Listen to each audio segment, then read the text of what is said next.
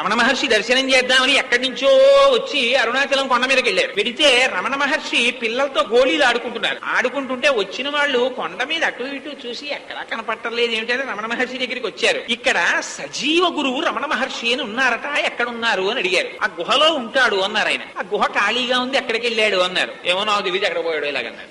కొండ దిగి వచ్చేస్తున్నారు వాళ్ళు. వచ్చేస్తుంటే ఈయనకి రోజును నీళ్లు పట్టుకొచ్చి పోసేది ఒక ఆవిడ కనపడింది. ఏం వచ్చేస్తున్నారంది అంటే ఏమో ఆయన అక్కడ లేరు గుహలో, మరి ఎక్కడికి వెళ్ళారు అన్నారు. ఎక్కడికి వెళ్ళడమో ఏమిటి, అక్కడే ఉంటారు, రండి చూపిస్తానని పైకి వస్తే గోళీలు ఆడుకుంటున్నారు పిల్లలతోటి. అదిగో ఆయనే రమణ మహర్షి ఏంది. వాళ్ళు వెళ్లి కాళ్ల మీద పడి భగవాన్ అలా చెప్పారు ఏమిటి, మిమ్మల్ని అడిగితే సజీవ గురువు రమణ మహర్షి ఎక్కడున్నారు అని అడిగితే ఆ గుహలో ఉండేవాడు అని చెప్పారు ఏమిటి అన్నారు. అంటే రమణ మహర్షి అన్నారు, జ్ఞానం ఉన్నవాడైతే నేనే సజీవ గురువు రమణ మహర్షిని అని చెప్పుకోడు. అందుకని అలా చెప్పుకుంటే ఉత్తరక్షణాన్ని జారిపోయినట్టు. అందుకని మీరు అలా అడగనూకూడదు, నేను అలా చెప్పనూకూడదు